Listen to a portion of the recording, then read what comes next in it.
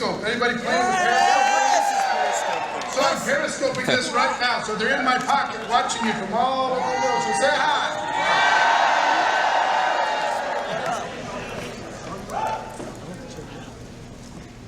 All right, I gotta go now. I'll see you guys later. One more goodbye. Too much fun. See ya. All right, cool. It's like Snapchat live, but this morning, I need to ask permission for something. How many people have read GoPro or listened to the audiobook? Fantastic.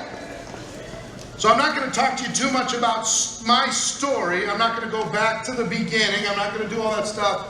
I have a specific purpose in mind today. That specific purpose in mind is to help you become unstoppable. How many people would like to become unstoppable? See, we all say that, right? Yes, I want to become unstoppable. And then we run into some roadblock. Then something happens that takes us out of our control, that starts to chew at our self-doubt, that starts to make us question ourselves, that starts to make us question our decisions. And what I want to talk about is this feeling of not being so afraid of adversity. Because guess what? Every great leader in the world has in common. They have dealt with adversity. Name any great leader. Somebody give me a name. Jesus. Winston Churchill. Did he deal with adversity? On a massive level. They're bombing his country. Who else? Right? Jesus! Gandhi. What did he have to do? Hunger strike, dealing with the whole issue of peace in his country. Who else? Huh? Eric Worre? Yes. Did I have to deal with adversity? Doing well and then losing it all and then figuring out how to make it happen again is a huge challenge. Some people don't rise to that challenge. But it's not just the world leaders. Do you think Steve Jobs went through adversity? Oh, yeah. One of my favorite entrepreneurs on planet Earth today, Elon Musk. Oh. Do a little research at how much adversity Elon Musk went through and is currently going through, changing different entire industries. Do you think BK Borrego has gone through adversity over the course of growing his business? All of them. Every one. As a matter of fact, I would go far as to say that adversity defines the leader. Without adversity, leadership isn't even really necessary. People will just go when it's easy, when it's all downhill, when you just get on your little skis and ski down the mountain. Gravity's working for you, but what if gravity's working against you and you have to go up the mountain? What if you have to deal with challenges that feel unfair? Anybody ever feel like you were treated unfairly in network marketing? Rest of you liars, whatever. Is it all right if I speak bluntly today? Yes! Good. We're here to learn, right? We're here to grow. We're here to get better. We're here to get stronger. And I will tell you that without adversity, you won't get stronger. So you know what we all wish for? People in network marketing, guess what we wish for? We wish for the thing that we don't really want. Here's the thing that everybody in network marketing wishes for. I wish everyone would just get it. I wish everybody would just understand the power of network marketing. I wish everybody would stop giving me such a hard time. That's what we wish for. We wish for this magical day when everybody in the world snaps out of the matrix and wakes up to the fact that we have a better way. That's what we wish for. But let me tell you something. If that was true today, our opportunity would be much smaller today. Because if everybody got it, if everybody joined, if everybody's ready to start right this second, if there was no skill required, companies wouldn't have to pay you very much in order to be able to grow a network, would they? Your income would be reduced by 95%. So, the fact that it's a challenge sometimes makes it great. The fact that you have to figure some things out that other people haven't figured out yet is what makes it great. It's what allows you to create your future. Now, I will tell you something. Because of adversity, network marketing is the highest paid profession in relation to the difficulty it takes to learn the skills on earth. There's not a profession that you will get paid a higher amount for a simpler set of skills. If you want to become a brain surgeon, huge set of skills, 20,000 hours of practice before you can even start. At a minimum, more like 30,000 hours for a brain surgeon, but yes, that's very intense. Here we're teaching you how to find people to talk to. Really? But I live in a small town. Stop it. You hear what I'm saying?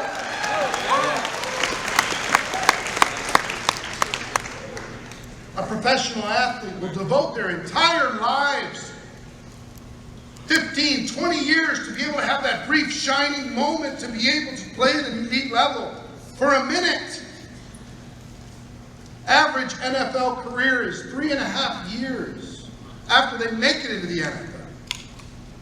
How many hours did they devote to becoming great while they were getting there? Countless. It takes the average attorney 18,000 hours to become an attorney. It takes the average doctor about 18,000 hours to become a doctor before they start getting paid. Reality check for you. I'm not even asking you for 18,000 hours of practice, but will you give me 180? Yes. Because here's the thing. Yes, woohoo. But I promise you, you haven't done it. I'm talking practice. I'm not talking about winging it at Starbucks. I'm talking about learning the skills. I'm talking about becoming great at finding people to talk to. Becoming great at inviting people to take a look at the opportunity. Becoming great at presenting what you have. Becoming great at follow-up. Great at closing. Great at getting people started. Great at promoting events. Great. Give me 18 hours of each one of those skills. Just 18. Yeah, I know, but I'm busy. That's what I hear all the time. Yeah, but you don't understand. I have this other stuff going on. People will devote their entire lives to a meaningless job that does not fulfill them, and they won't give a few minutes to being able to practice the skills that will give them freedom. Just saying. I woke up a little fired up this morning. So, and you gave me permission to talk straight, so it's your fault. You should have said, no, be nice to us. Pat us on the back. Tell us attaboy. Anybody ever seen the movie Whiplash? Yeah. If you haven't seen the movie Whiplash, you need to see the movie Whiplash. And in this movie, this young jazz drummer goes to the best school in the country to learn how to become great. He wants to become great, wants to make the top jazz team, all this stuff. Best musicians in the country. And there is a instructor at the highest level that is brutal. I mean, you can't believe how brutal. Mean, abusive, throwing chairs at his head, screaming at him, making him play until his fingers bleed. Pushing. One thing leads to another in the movie. The instructor gets fired, the kid ends up leaving. And he ends up meeting the instructor later, Spoiler alert. And he sits down and talks to him in a little jazz lounge. And the guy says, you know what?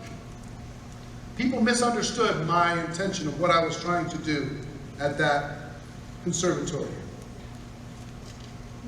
He said, I wasn't there to keep the good rhythm, keep a good time, keep a good tempo, keep everybody on key. I was there to push them beyond what they thought they were capable of doing.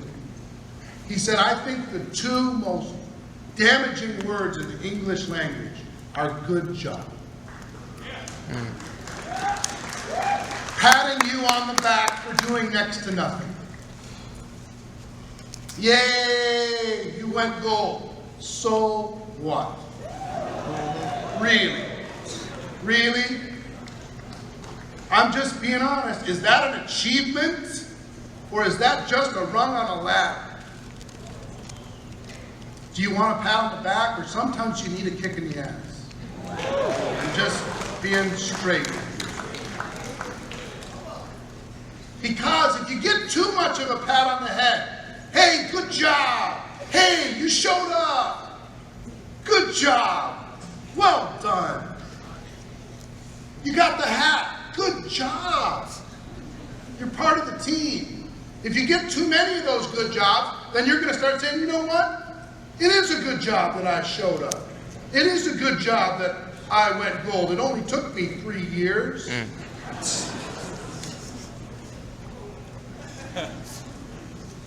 Maybe you need an instructor to move into your house and say, what's going on? You tell me that you want to be successful. You tell me you want to go. You tell me I'm ready, I'm hungry.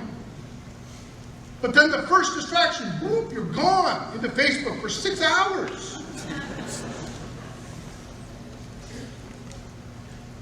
You're like, yeah, but it's summer. I got stuff to do.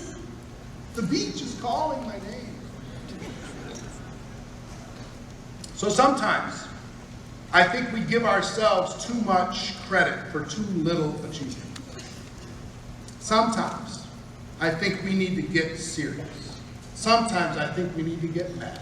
Sometimes, I think we need to get into action, right? If you really want your life to change, guess what the whole world is trying to keep you from doing? Change your life for the better. The whole world is saying, no, just come buy our stuff. Don't go do something great.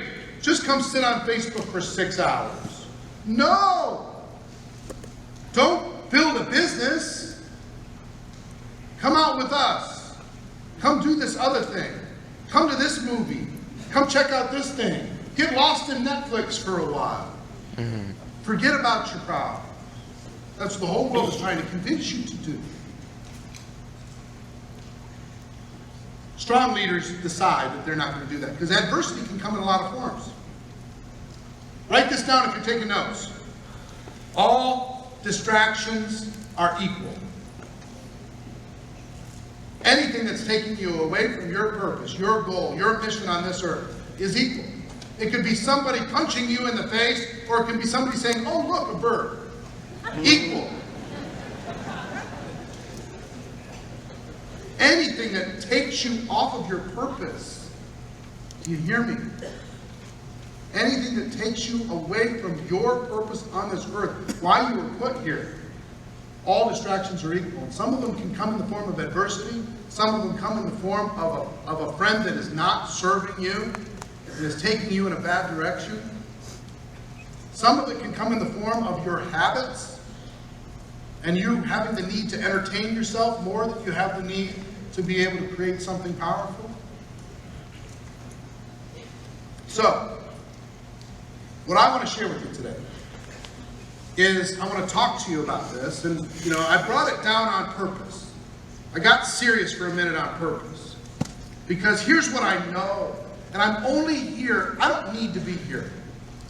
I'm here, one, because BK asked me and we're friends and he's an amazing leader, and two, he really is,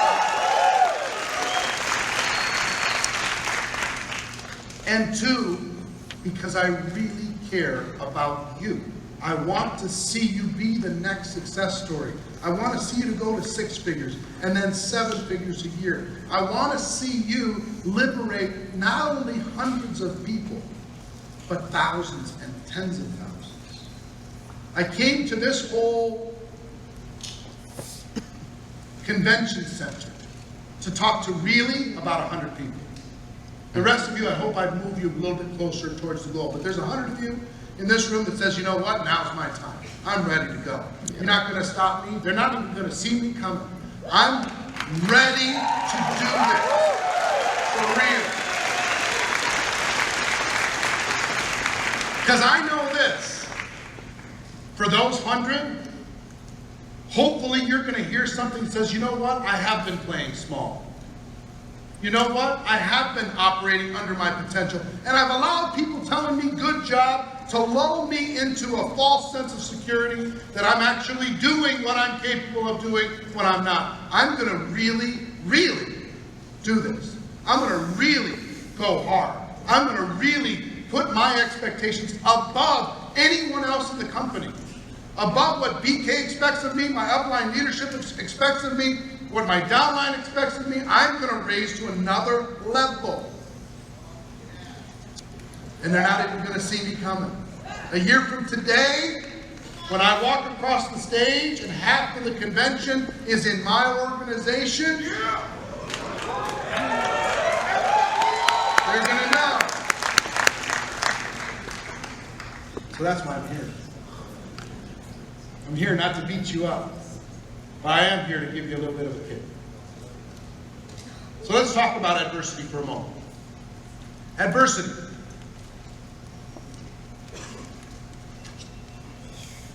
Give me an example. Give me one form of adversity. Give me any form. Financial. Rejection. That hurts. That's no fun. Somebody rejects you. Somebody puts you down. Somebody tells you you can't do it, or you won't do it. Another form. Financial. Financial. That might be a challenge. Money. Fear? Sorry? Betrayal.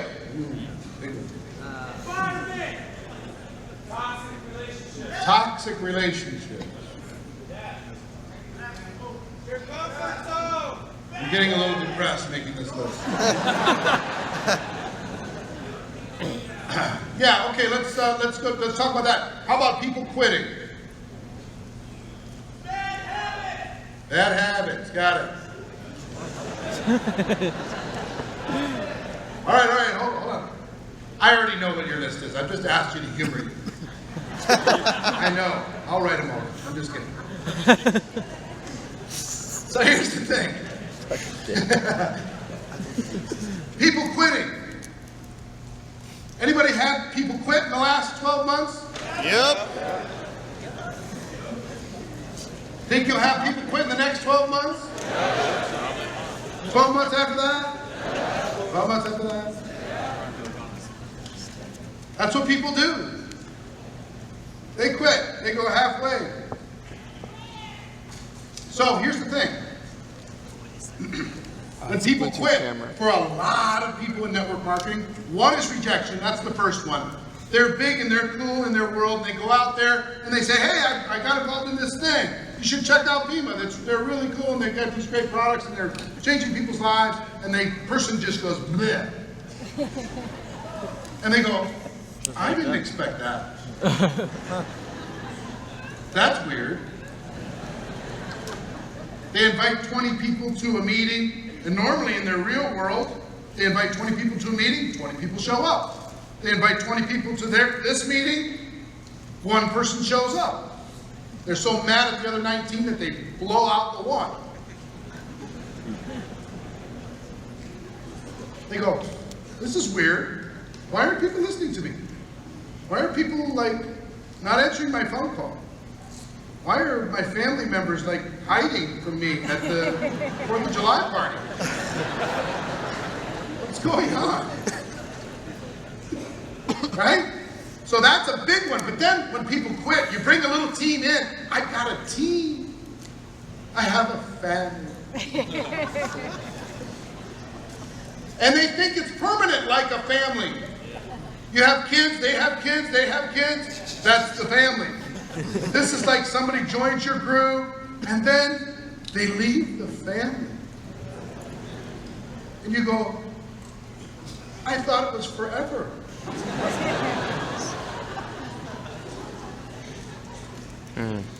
And sometimes they get mad at the people because, come on, you quit on your dream. And sometimes they get mad at themselves. Did I do something wrong? Did I chase you out? Did I make you feel uncomfortable? And when they ask the person that question, is that person going to take responsibility or are they going to blame? Blame. They're going to blame. So they'll help you feel bad about yourself. It's like, oh yeah, I pushed too hard. I expected them to use the product. It's too much.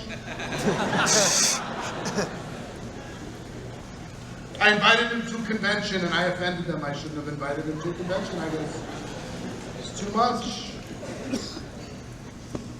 So when people quit, that's a big one. That knocks people out. That messes them up.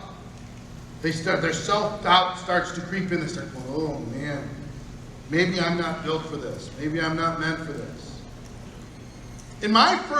I rebuilt my organization. My first 3 years, I rebuilt my organization 7 times. 7. Okay?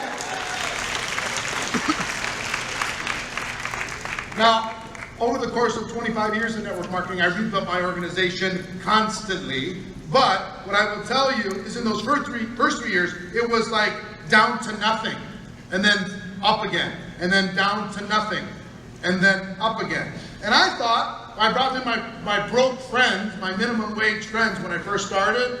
My minimum wage friends came in, they had all their list of excuses, and when they quit, after 2 minutes, blamed me. And then I said, well, I just have the wrong people. I just need to recruit up. I need to recruit more successful people. So I went and found successful people. And the successful people had challenges too, because their credibility was more important to them than anything else. So as soon as somebody went boom, they were done. So then I said, well, you know what? I need to be tough. I need to be tough. My group's gone. I'm going to be tough now. Bring in people. Get in. Sign the paperwork.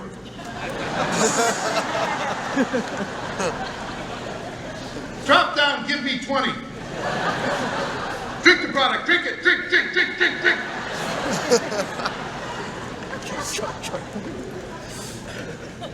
You know, it works for a minute. They're like, okay. You know, they're used to being told what to do. All right, I'm drinking.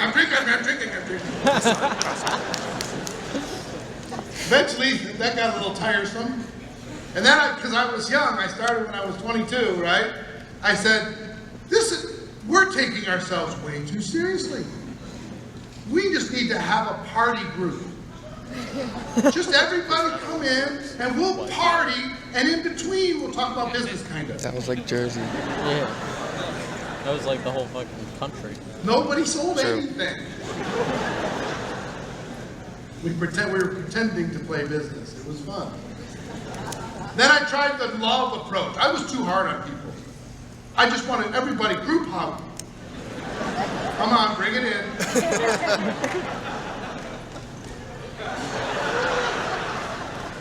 It's okay. It's all right. Pat on the head. It's okay. It's okay. It's okay. It was like a big support group. Network Marketers Anonymous. We just sit around and talk about our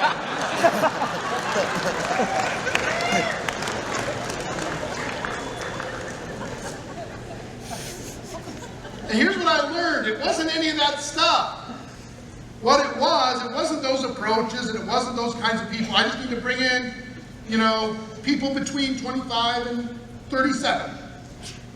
I'm only bringing in people who own a home. I did that for a while. I swear to you.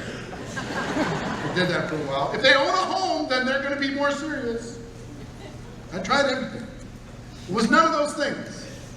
It had to do with my ability and willingness to move forward until I found the right people, and then working with the willing. That's what it came down to. Bring them in and work with the willing. Work with people who are willing to be pushed, willing to be encouraged, willing to be challenged, willing to be able to take some honest conversation.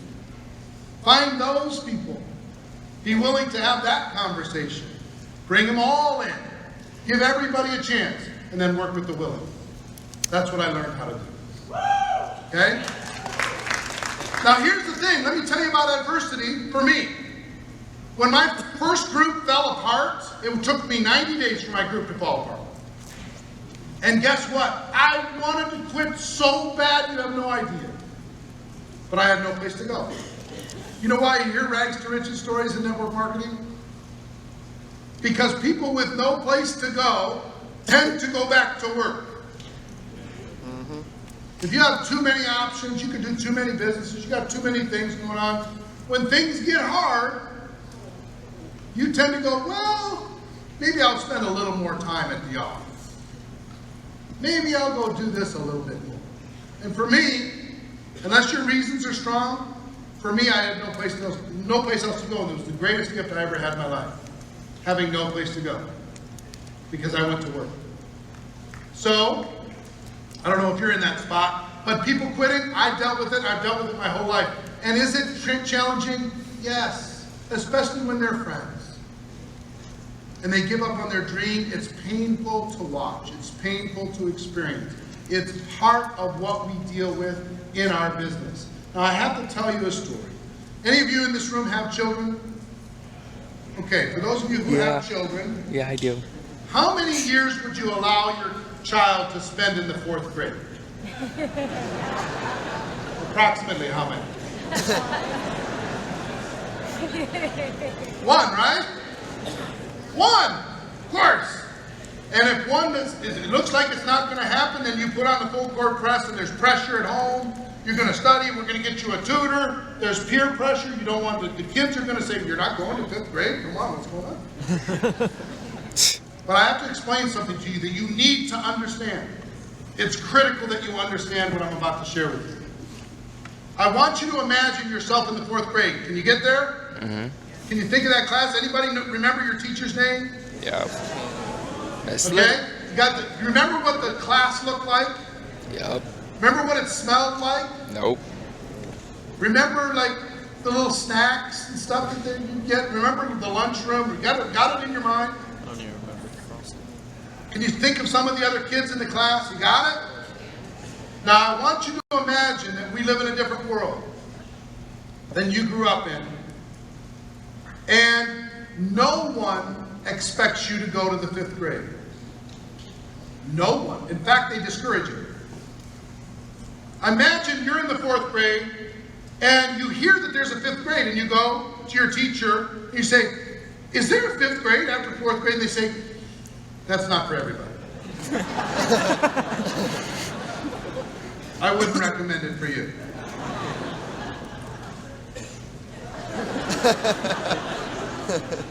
Okay.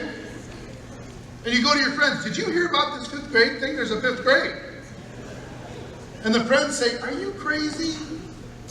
The people who go there, they have to do harder things. We get to do the same thing over and over and over and over for years and years, and no new tests, no new questions. It's the greatest. But there's something in you, and if you're in this room, this fits you. There was something in you that says, you know what? I feel like I need more. I feel like there's more to life. So you go home and you go, Mom, Dad, I've decided to go to the 5th grade. And they go, I'm so disappointed. 4th grade was enough for your father and me. That's exactly how it was. You can live a good life with a 4th grade education. That was the exact same way. Yeah. Oh, wow. You see, but don't you want to That's see such a me good do analogy. more? No. So you say, but yeah, I love you, Mom, Dad, I hear what you're saying, but I feel like I need to do it. And then there's meetings held at the school with the counselors and the principals, and everybody's trying to convince you not to go. Your friends hear that you're trying to go, and they start making fun of you. Hey, here comes the 5th grader. Ha ha ha. Now, in that scenario, how many of you would have voluntarily gone to the 4th grade, or excuse me, to the 5th grade? How many? Very few, very few. Don't you raise your hand. I wouldn't have gone. You kidding me? With that type of pressure, some of you, yes, you would have felt like you needed to. So let's say you finally do it. You endure the whole summer of your parents saying, are you sure? Are you sure? Are you sure? They parade tons of other people that said you shouldn't do it. They take you to counseling to make sure. And you say, no, I need to do it. So you go, first day of school. You walk in, past your 4th grade class, and you walk into the 5th grade room. And your friends are mocking you and making fun of you as you make the walk. The principal's going like this. You go in there, and you're nervous and you're afraid, and there's separation anxiety. And when you go to lunch, you sit at the little table by yourself while all your old friends sit and laugh and joke and make fun. And there's this thing called, hear me, separation anxiety. When you make the decision to change your life and other people don't, there is separation anxiety that kicks in you and makes you want to go back to something that you weren't meant for. So, you make a friend in the 5th grade, you make another friend, you make another friend. These little refugees that came out of these other 4th grade classes all over the school, they all come in and eventually you start to develop a rhythm. It doesn't hurt quite as much. Right? You're learning some new things, you're growing, you're getting smarter, you're getting bolder. And you think it's over, and it's not. At the end of 5th grade, it happens again. You go and say, okay guys, let's go to the 6th grade, and the 5th graders go, no, we did that once. We're not doing it again. We're already better than these 4th graders. That's it, that's it. And you go through it again with your friends. You go through it again with your peers. You go through it again in the 6th grade, in the 7th, in the 8th, in the 9th, in the 10th. And it hurts every time from the one grade to the next, and it hurts less and less back to that original 4th grade. Now think you're in the 12th grade, you're a senior, and you walk past the 4th grade class, and they're overgrown in their little desks. They can barely fit in them. They're having nap time. Doing the same tests, going through the same motions, playing the same game. It hurts less. You can have compassion for them. Hope that they'll disengage. But here's what I want you to understand. When you join network marketing, everybody's going to give you that challenge, and you're going to have your first bout of separation anxiety. But it doesn't stop there. When you decide to go from 0 to gold, there's some that won't go gold. They won't do it. They'll blame everything in the world. They will not go gold. Now, if you went on to the 5th grade and other people didn't go to the 5th grade, did you leave them behind or did they stay? They stayed. That's their choice. That's their journey. Don't ever feel guilty about somebody staying behind in your Vemma journey ever because they didn't go gold. That's not your responsibility. That's theirs. If they're sitting in that same desk and they're not willing to move forward, that's their responsibility. That is not yours. Your job is to continue to grow and be a stronger leader and advance and get better and get better and get better and move through the ranks. And it was hard on me when I learned this. When I went to $25 an hour, basically, earning about $50,000 a year, there was a bunch of people that didn't go with me. When I went to 100, there was a lot of people that didn't go to 100. When I went to 250, there was tons of people that says, no, I don't want to go to 250. 100's comfortable for me. There's a bunch of you in this room right now, and I'm talking to the tables, that are overgrown in your desk. You are way more than you're giving yourself credit for. You've gotten so comfortable and you have so much more in you that you can't even imagine what it's going to be like.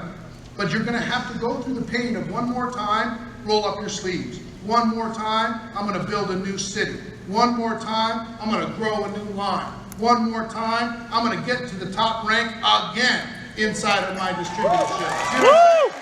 One more time.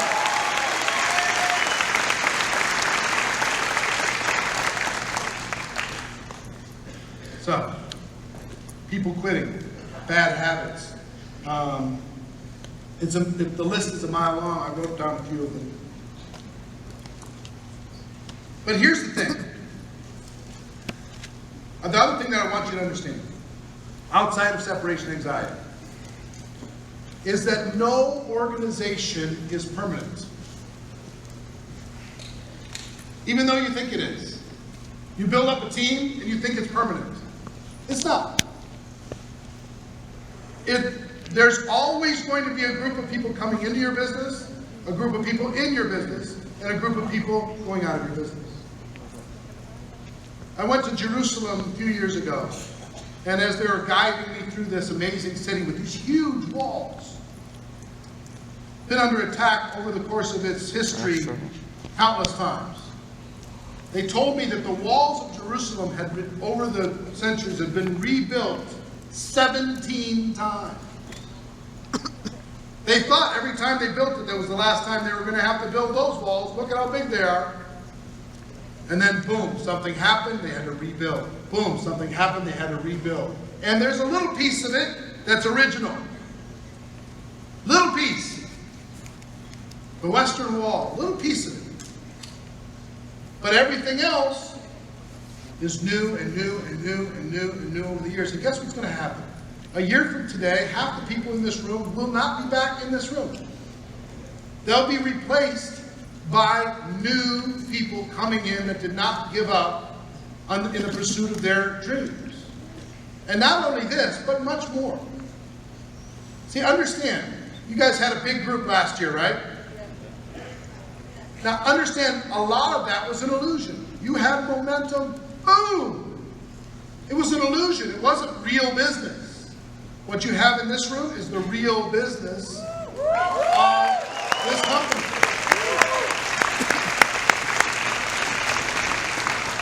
Here's what happens inside of every company, inside of every country in every company.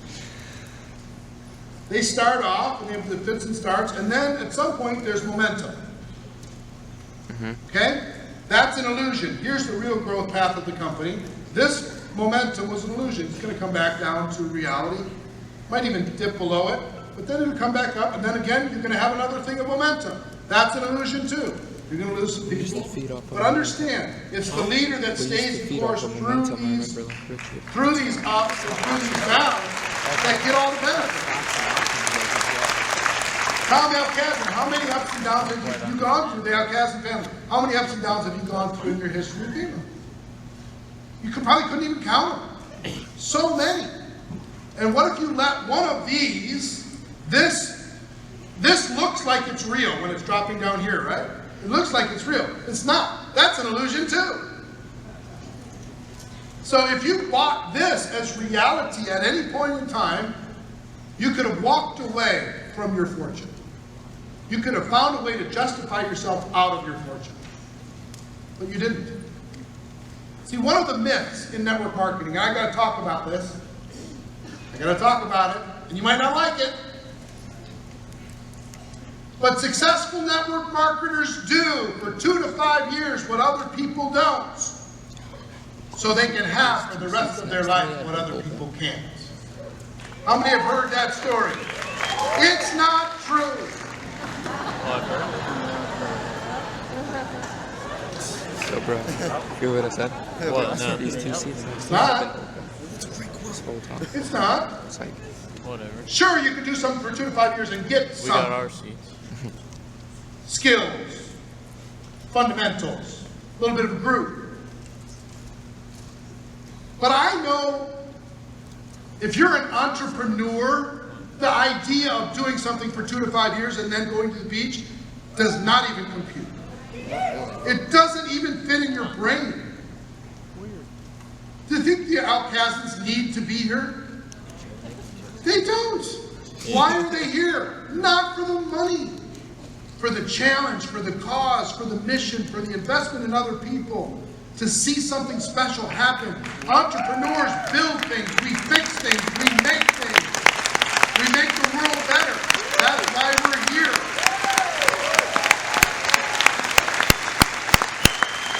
I understand the mentality that says, hey, if you're stuck in a job that you hate, I get it.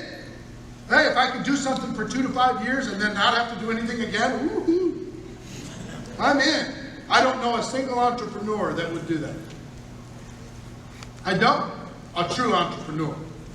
Entrepreneurs make things, fix things. They make the world better. They change lives. That's what they do. That's why they wake up. That's why I'm here. That's why many of you are here. We're here because we know we were meant to do something more important than just make a few dollars.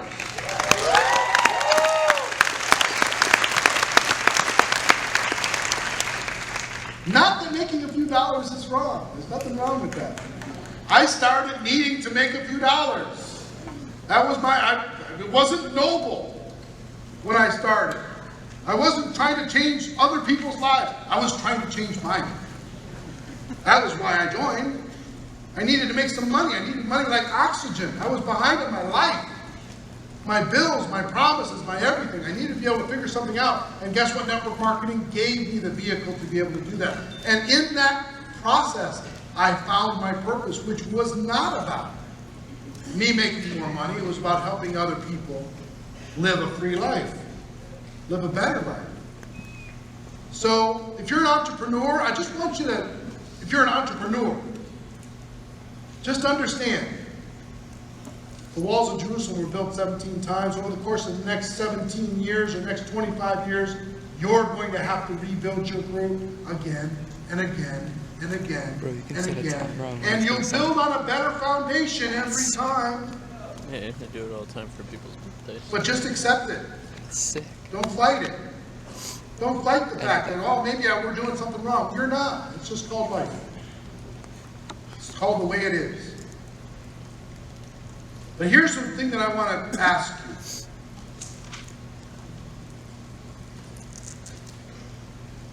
When you're faced with adversity, what is your default reaction?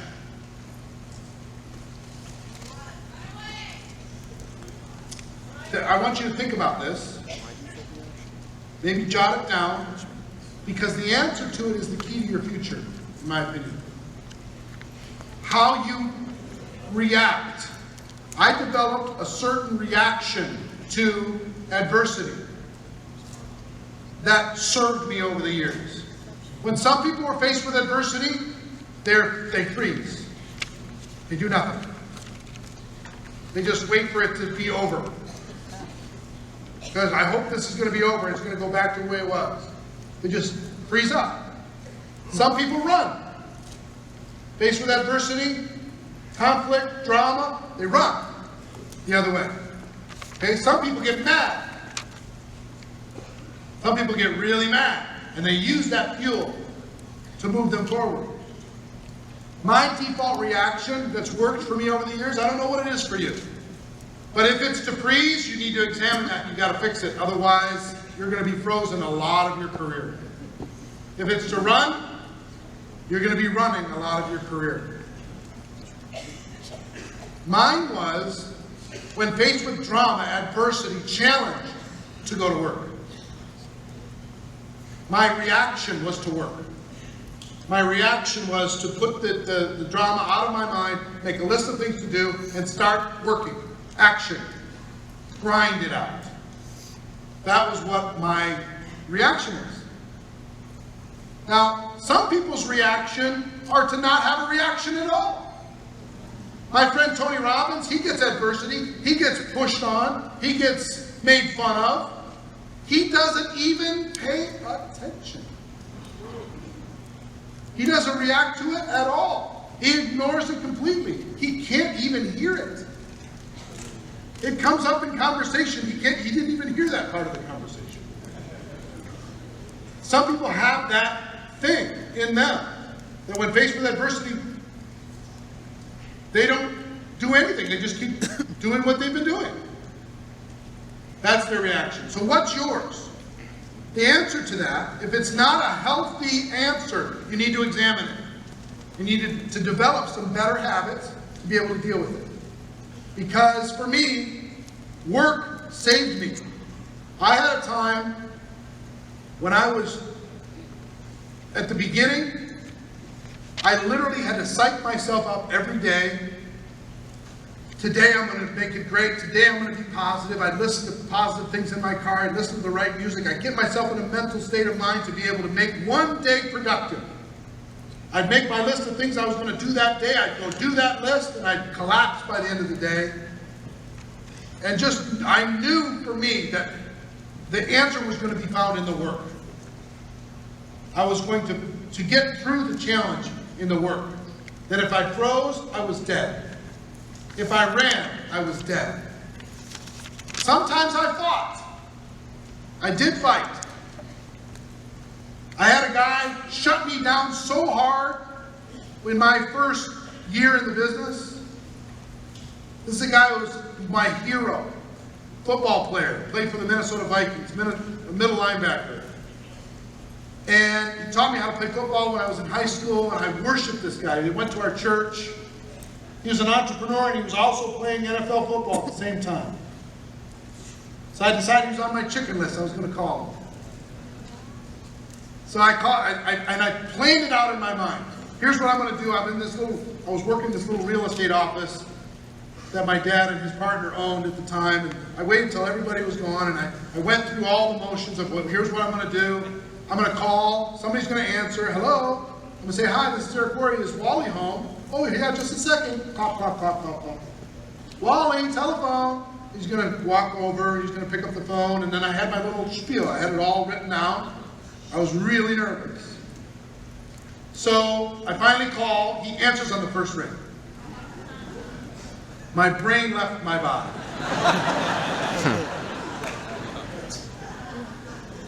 I'm like, network marketing, product, you'd be great at this,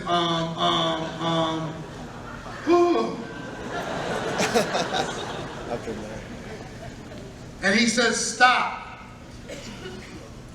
Eric, I'm not interested. Nobody in my family will ever be interested. 90 days from today, you will not be doing the business that you're talking about right now. Do not call me at home about business, ever. Boom. You ever have a moment when gravity's like extra? You know what I mean?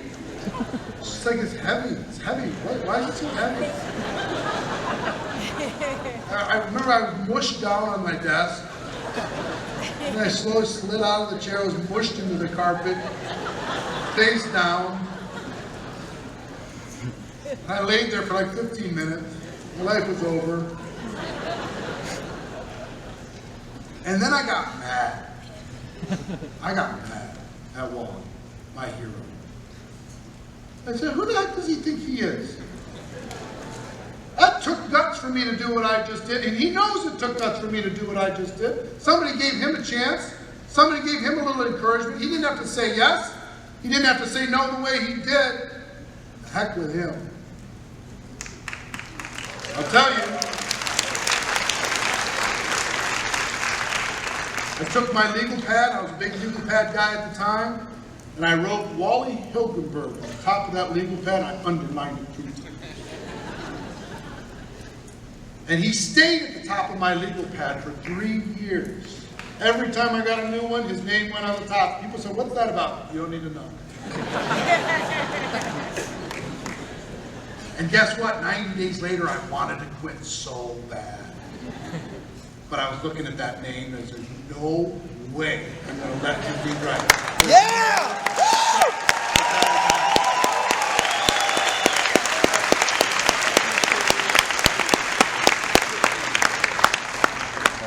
He actually gave me a great gift.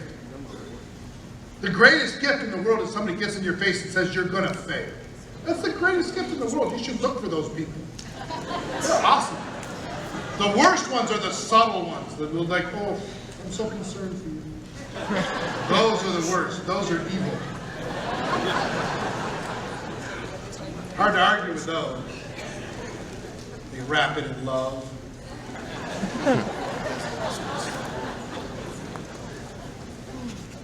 So I got mad. Decided I was going to show him. And that worked for me. That worked for me for a period of time. It was fuel for a little while. My fuel over the years has changed. I mean, whether it's adversity from rejection, adversity from your group coming and going, adversity from the press. You guys have been unfairly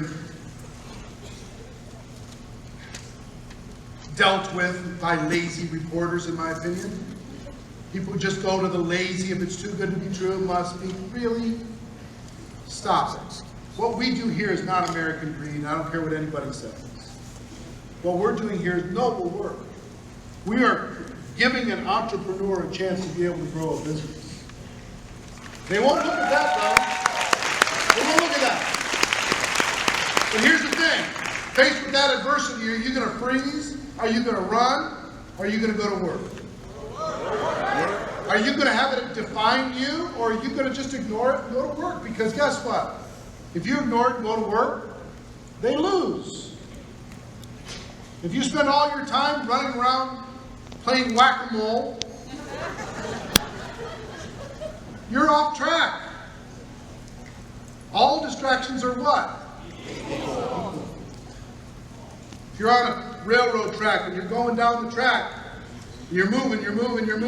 Somebody in the ditch says, hey, will you come over here and take a look at this new system? You can bring the system up here and we'll look at it and we'll decide what we're going to do. Because if you go down there, where are you? Off track. Somebody over here says, oh, come over here because they wrote this article in the Timbuktu Times about. That's fine. Let them write their articles. Train's moving. We're doing what we're doing. Okay? Love them. Not everybody's going to love or understand what it is that we do. But what is your default reaction when you're faced with that? Is it to jump off track and go down there and fight them? Because if you do, where are you? Off track. You stay doing what you need to do. We're here to find people who are ready to change their lives. We are here to share with them products and an opportunity that can give them the best vehicle, in my opinion, in order to do it. We're here to help them make a decision of whether they should be a customer or whether they should be an affiliate. We're here to get them started and get them some results. Help them achieve some results to build their confidence and get moving. We're here to put people into events like this that allow them to see a bigger picture than they could see sitting at home on their computer. That's what we're here to do. Now, the challenge is, what are you prepared to do? Are you prepared to be serious? Are you prepared to go after this thing? Are you prepared to be a professional? The most painful thing I see in network marketing is a big person living small. It's the most pitiful thing in the world to see a big person playing small. You're not small. You're powerful beyond belief. You have talents and skills in you that you need to show the world. So I'm going to share some things this afternoon with you that I hope that will help you on that journey. You've got a lot of training today to go through. I commend you for being here, but I also challenge you. Do something with it. Deserve the opportunity that you've been given. Share it with other people. Don't hide it. Share your life with the entire world. I love you all. Talk to you soon.